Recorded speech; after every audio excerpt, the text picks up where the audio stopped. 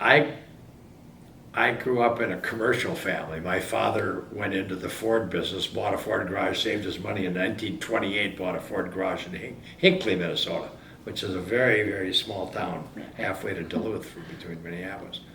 He worked very, very hard, made a success of it, bought another one, then he bought a hardware store in Pine City where I grew up. And so I grew up with working in the Ford garage, pumping gas and I was the mechanic, and working in the hardware store. And I thought, oh gee, I'd like to go to West Point. You think about that. Well, my eyes weren't good enough to get into West Point. I'd rather go there. And I thought, well, I just assumed I'd go into business. Yeah.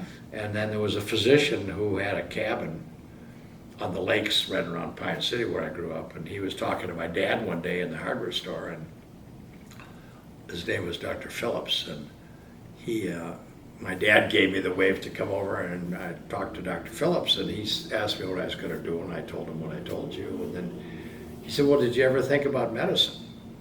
And I said, well, no, I really hadn't. Dr. Stratty, our doctor, lived right next door to us.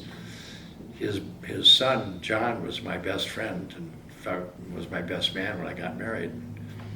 And John, I knew was going to go into medicine. I never thought about it for me. And then Dr. Phillips said, well, you got to think about that. Dad thinks, or your father says you're good in science and math and good with people, and you got to think about it. I thought, oh, well, okay.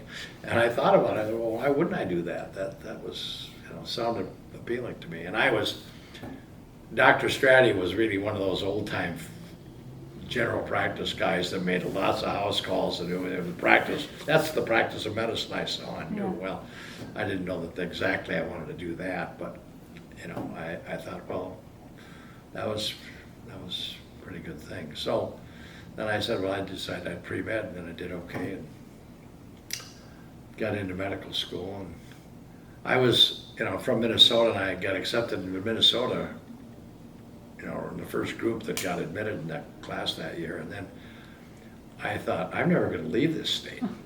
And my girlfriend, my fiance, now my wife,